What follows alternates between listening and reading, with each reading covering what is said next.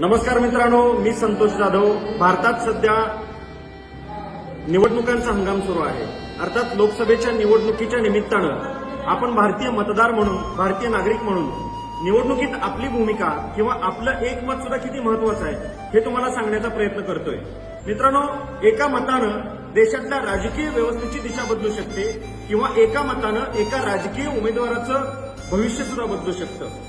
अर्थात हा किस्सा आहे राजस्थानमधला 2008 साली झालेल्या विधानसभा निवडणुकांमध्ये डॉक्टर सीपी जोशी नावाचे उमेदवार केवळ आणि केवळ एका मताने हरलेले होते। अर्थात हे जे उमेदवार होते हे उमेदवार त्या निवडणुकीमध्ये मुख्यमंत्री पदाचा चेहरा होते, परंतु केवळ आणि केवळ एकच मत कमी पडल्यामुळं त्यांचं स्वप्न अपूर्ण राहिलं। मित्रांनो, आणि हे मत कोणाचं कमी पडलं होतं माहिती आहे का तुम्हाला?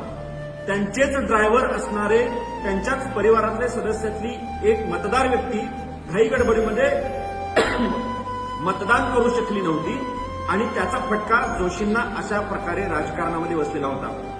लक्षात घ्या, आपलं एक मत कोणाचं तरी राजकीय भविष्य घडवू शकतो। एवढंच नाही तर आपलं एक मत लोकशाही बळकट करू शकतं, लोकशाही मजबूत करू शकतं आणि देशातल्या राजकीय व्यवस्थेला एका चांगल्या दिशेने घेऊन जाऊ शकतं। म्हणून येणाऱ्या काळामध्ये आपल्या परिसरात जेव्हा जेव्हा निवडणूक असेल त्या वेळेला आपला मतदानाचा हक्क अवश्य बजावा।